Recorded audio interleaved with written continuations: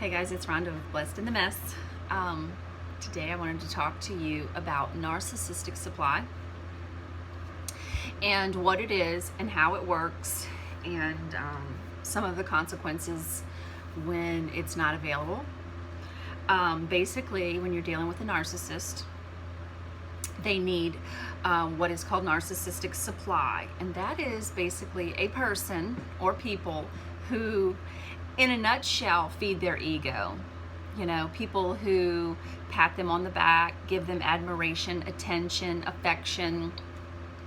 Basically, they fill the love tank. You know, I mean, we all need our love tank filled. I mean, you can't give something that you don't have. But with a narcissist, it's a little different because they get it, but they don't give it. But it's kind of the same thing. You know, they constantly need reassurance that that they're good, that they're valued, that they're loved, and they they do it in a lot of ways to manipulate, to win narcissistic supply. A lot of different tactics that they use. A lot of love bombing, idealization, things that get you to put them on their pedestal because that's where they feel secure. But things can get really crazy when they start to lose narcissistic supply. You know, it's like they're losing air, like they can't function. And I saw this, unfortunately. Of course, I didn't know any of this really until it was all said and done as far as my relationship goes with my husband. But my husband, he showed a lot of manipulating tactics early on in our relationship before he got treatment, of doing things to try to maintain me as his narcissistic supply. And really, basically, enablers are the best for that, because we dismiss things, we sweep things under the rug, we make excuses for them, and we enable this behavior. And so one thing that I noticed, and very eye-opening, was that my husband went and got sober for 2 years. Thank God, because those 2 years were much more easier to handle than the 3 previous years where he was drunk all the time. But one thing that I noticed in his sobriety was that he ended up getting a lot of new friends when he went to the Home of Grace. He established a lot of relationships with the men that were there going through the treatment, as well as the people that worked there. And so when he got out of there, I was really gung-ho on us having a ministry and helping other people, and he was on board with that. So we started teaching a class there, and we got involved with a church here. And so I was doing all that I could to make sure that he stayed around the recovery community. I felt like that was critical for his recovery and sobriety. So I was always encouraging his relationships to continue, you know, have people over to the house that he went through the Home of Grace with, try to get him to go to Celebrate Recovery, which he really wasn't interested in. I just wanted him to have friends and a new family that could help me help him. And it seemed to work for a while. And looking back now on the way things played out, what I saw was that this new community of friends that we got, was really a new supply for him. That's really all it was. And I think that having that new supply helped keep him sober.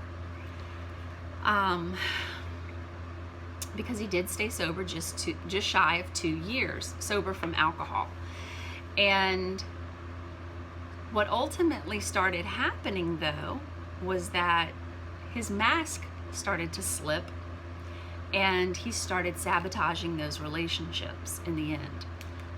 Backstabbed a very close friend of his. He threw me under the bus and backstabbed me, blamed things on me that he did. And slowly over time, towards the end of our marriage, he started to lose his supply because people started seeing the mask slipping. He didn't want that mask to slip, but his behaviors and some manipulative tactics started becoming obvious. And so he started losing his friends. He started losing the church family. He quit going to church. I think he actually realized that they were on to him. They were seeing his true colors. And I think he was ashamed to go to church. So when he quit going to church is when he relapsed. When he finally, I think, realized that he had sabotaged his narcissistic supply all at the same time. Because as he was causing, problems in his relationships with these people that were his family, his support recovery family, people that I just adored and was so thankful that we had in our lives because we were doing it together. We were doing this crazy thing called sobriety together in recovery. And as he was losing them, he was losing me too, because I was seeing exactly what was going on. And I knew I finally knew what narcissistic supply was. I mean, I was, and during all this time researching and figuring out exactly what was going on with him. So he kind of lost all of us at one time, and that's when he relapsed. And then he struggled for the next 15 months to regain supply. And during that year, ultimately he did end up with supply for the last 4 months of his life. He ended up getting someone else involved in his life, and I think that it didn't help him because I know he was still drinking. But for a year after he left, it was hard to watch. It was really hard to watch because he isolated himself. He got an apartment and he isolated himself and stayed drunk a lot. Had really, really bad bouts of depression and was even suicidal a year before he actually did pass away. I mean, we had a conversation and he shared with me, this is the worst ever. And I said, he asked me, he's like, what do I do? What do I do? Like, this is the worst ever. Like, and I said, do you really want me to tell you what I think? Because by this time I knew exactly what was going on. I knew he was struggling with a personality disorder, and we really hadn't talked about it because he gave me the silent treatment 12 weeks before he moved out, and he didn't want to talk about it. So sitting there talking to him, I said, do you really want me to tell you what I think's going on? And he said, yeah.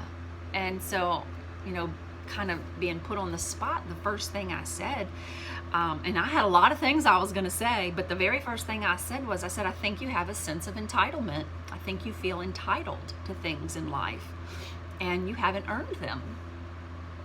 And he had an excuse, and he went back to his childhood and said, I've worked for everything that I've ever had. I've never done it.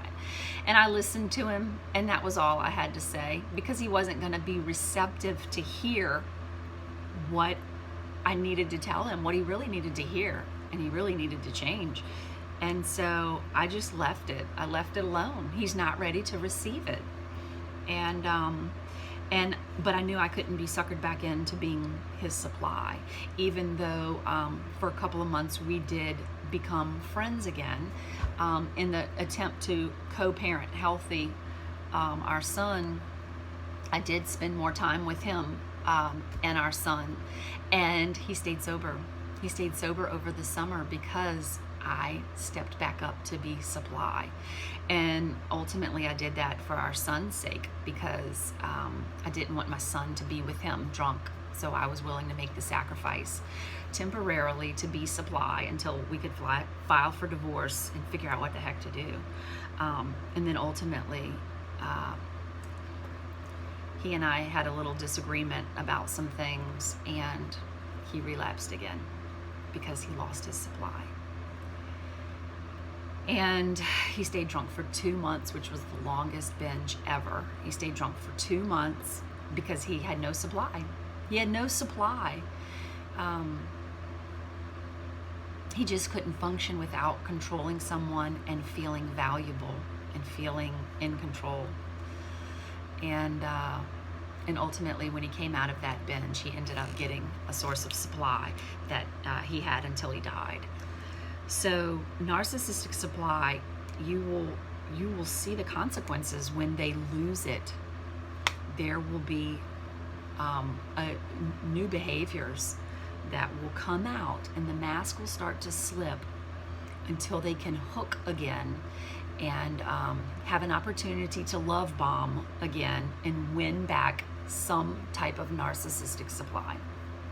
So that's what I experienced. One of my experiences with him. I saw it. I saw his need for me in his life, telling him all the things that he needed to hear to stay content and feel valued and wanted. And it's really just a sad, sad way of living. But I certainly saw his need for me to be his supply. And if you're somebody's supply, you can't fix it. You can't fix it. There's so many soul wounds deep down that are hurting them, that have shattered their self-esteem and their self-image, that only God can heal that. Only God can heal that. And the best thing you can do is lead them to a resource that can help them start that healing. And for me, what I've learned is Restored to Freedom is that resource that I recommend. It definitely helped restore me and my things that I was doing that were enabling him, that were not healthy. We have to heal ourselves too, those of us who are on the receiving end of the narcissist. So Restored to Freedom, you can look it up on Facebook. Great resource, highly recommended. It's where I always get people to start, because then you can get education and know, is this me? Is this what I'm dealing with? When you have knowledge, knowledge is power. You can change what you know. You cannot change what you do not know or will not admit. So I hope you're not experiencing that.